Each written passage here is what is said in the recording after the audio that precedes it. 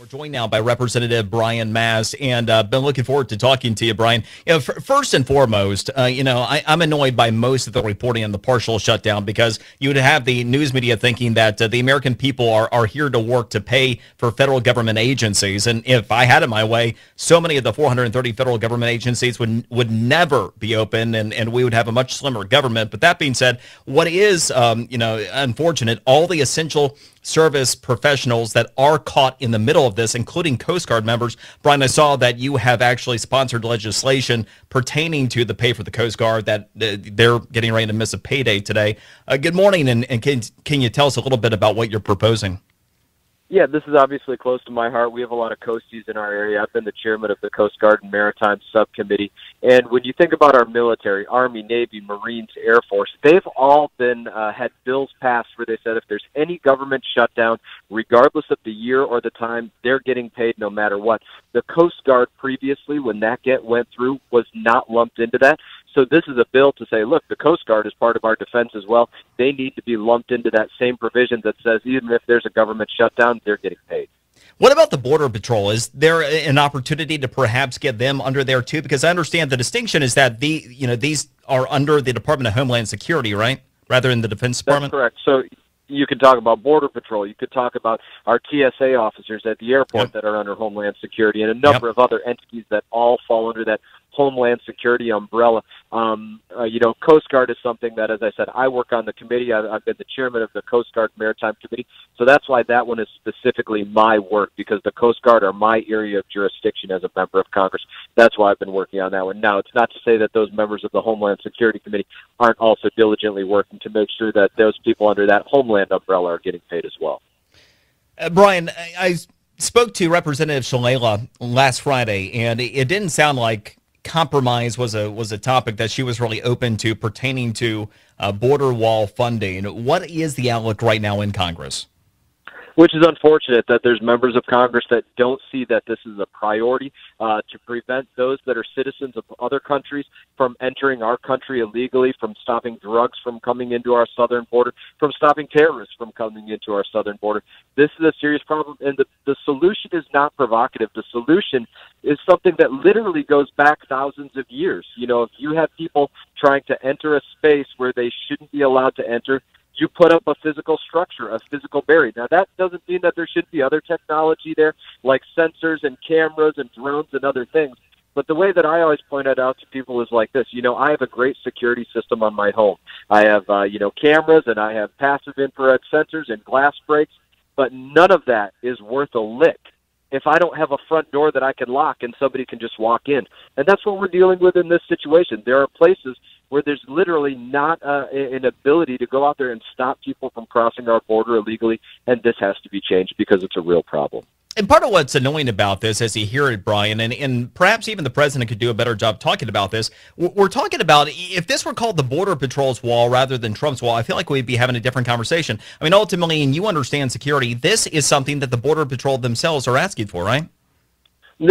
All of our border agents, so there's three agencies that work on this, right? Customs and Border Protection, Border Patrol, and Immigration and Customs Enforcement. And they're all looking for this provision of saying, listen, we need a physical barrier to stop these people from coming in. They don't have so much manpower that they can just simply observe all of the miles and miles of border. No, they have to drive in between these places. People are coming in and out at different times. The wee hours of the morning, they're trying to find ways to sneak across. This is done with malice and with purpose, and they need that ability to say, yeah, there's a physical structure that prevents this. And the biggest, in my opinion, the biggest piece of hypocrisy in all this is that some of those members that you're talking about that I worked with in Washington, those members of Congress, just a couple of years ago were saying, yeah, we need southern border security. We need this to be more robust. We need it. And now when the president is talking about it, when President Trump is talking about it, these other people are nowhere to be found. In fact, they're criticizing for it, and that's hypocrisy at its finest. Yeah, it is. I mean, we wouldn't send our soldiers off to war without the resources they need to be successful. I can't believe we tasked the Border Patrol with keeping us safe at the southern border without the resources they say they need to do the job. I don't think they would do it with their families. Neighborhoods.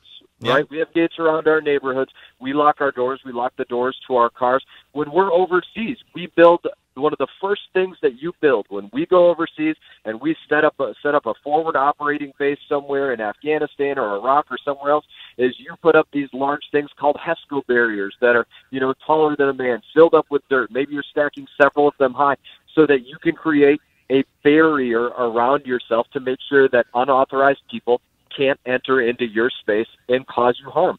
It's basic physical security, basic threat assessment 101. Speaking with Representative Brian Mast, Brian, I want to switch gears to Florida environmental policy.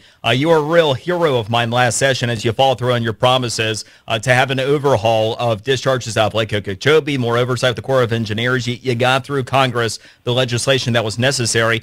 Tell us first a little bit about what happened at the end of November when the South Florida Water Management District Board all of a sudden in the 11th hour seems like they were getting this emergency meeting together with sugar officials on the southern reservoir that had already been allocated for your project. Well, the Water Management District has monthly meetings. Quite often I attend those meetings. And the agenda for those meetings is put out, days or weeks in advance so that people know what's going to be discussed and what's going to be voted on. Literally, the night before, after 9 p.m., they put a new item on the agenda saying, we're going to vote on new land leases for areas south of Lake Okeechobee that's supposed to be part of the new reservoir. Now, that wasn't on the agenda before. They added that to the agenda. Whenever there are votes on land leases, the public is supposed to be given notice weeks in advance in a newspaper. None of that happened.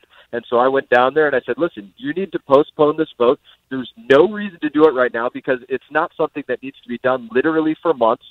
I said, at that time, listen, I'm asking you directly on behalf of Governor-elect at that time, DeSantis. He's now Governor DeSantis.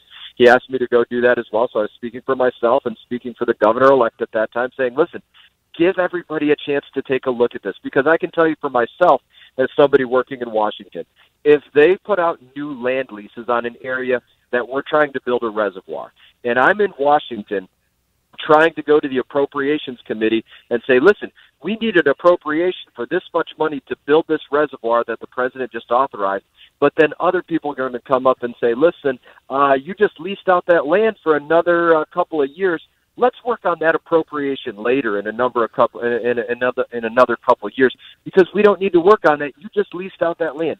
It creates a lot of headaches in Washington, D.C. when we're trying to get this done.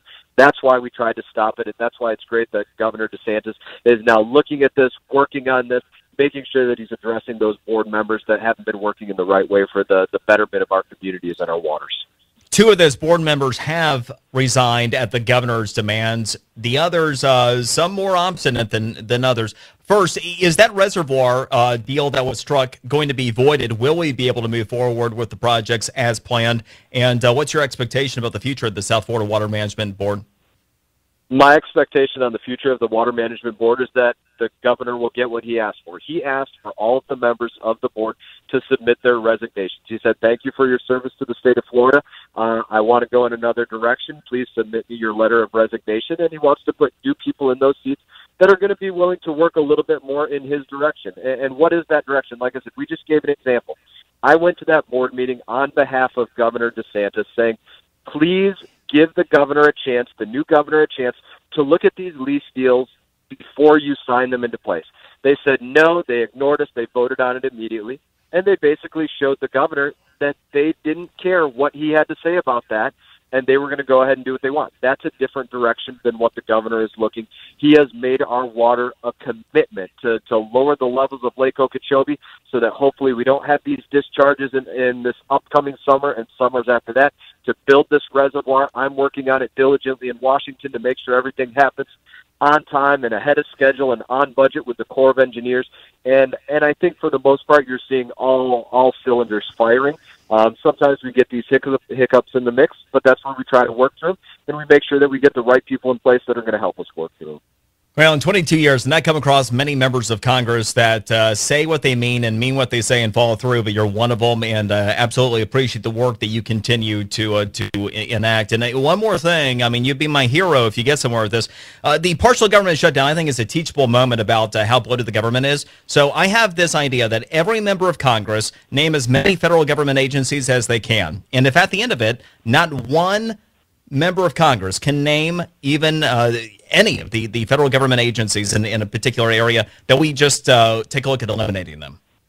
Look, there are some absolutely amazing places that you scratch your head and say, why do some of these programs still exist? Now, maybe there's pieces of those programs that might still exist, but under the original creation of their umbrellas, why do they still exist? You think about something that was in place in this, in the past, programs that were, involved in Vietnam, where, like Radio Free America, where now you might have internet or something, and these programs are still being funded the exact same way. Some of these things make you ask questions about why have these things not changed, and there's important places to identify them. Now, we can identify a number of agencies, right, from Department of Homeland Security and all those under them to those that work in the Food and Drug Administration, those that work under the Department of Justice. It's extensive, but some of them are needed, and some of them there's a room to trim a little fat. Keep fighting the good fight. Congratulations on the latest addition to your family, and we'll check in with you soon. Representative Brian Mast. And coming up, we'll have Natalie with your top trending stories. Brian Mudd Show, News Radio 610, WIOD.